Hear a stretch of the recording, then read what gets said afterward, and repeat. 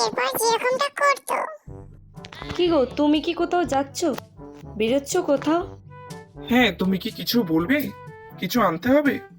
বলছিলাম যে আজ দুপুরে কি রান্না হবে, তুমি যদি বলে যেতে তাহলে ভালো হতো। তোমার পছন্দ মতো কিছু একটা রান্না করে ফেলো সোনা। না না, আজকে তুমি যা খেতে চাও তাই রান্না করব। বলো তোমার কি পছন্দ, আমি তোমার জন্য তাই রান্না করব। ঠিক আছে, তাহলে তুমি ভাত, ডাল আর একটু চিকেন কষা আর চাটনি করে ফেলো। ঠিক আছে, তুমি এগুলোই রান্না করো। আচ্ছা ঠিক আছে, তাই হবে।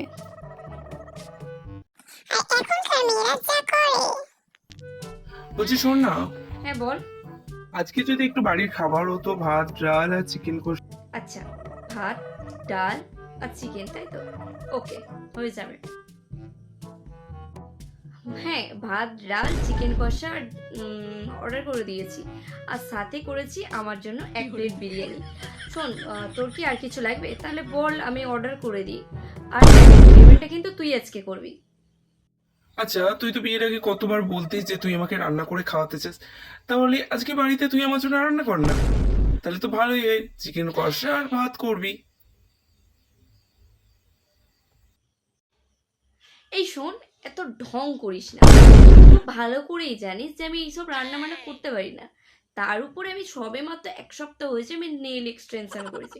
আমার নখগুলো না নষ্ট হয়ে যাবে এই রান্নার চক্করে। ঠিক আছে, তোর যখন বাইরের খাবার নিয়ে এত সমস্যা হচ্ছে, তুই এক কাজ কর না, তুই তোর খাবারটা নিজে রান্না করে নে। আর আমি তো ওইসব খাবার খাবো না, তাই আমার পেমেন্টটা তুই করে দিস। আর হ্যাঁ, তোর খাবারটা আমি ক্যান্সেল করে দিচ্ছি, ওকে? প্রেম করে বিয়ে করাটাই ভুল হয়েছে, তোকে যে কেন বিয়ে কিছু করেছিলাম। বললি? না শোনা, তোমাকে কিছু বলিনি, বলছিলাম যে অর্ডার যখন করিয়ে ফেলেছো আর ক্যান্সেল করতে হবে না, আমি ওই খাবারটাই খেয়ে নেবো, ঠিক আছে?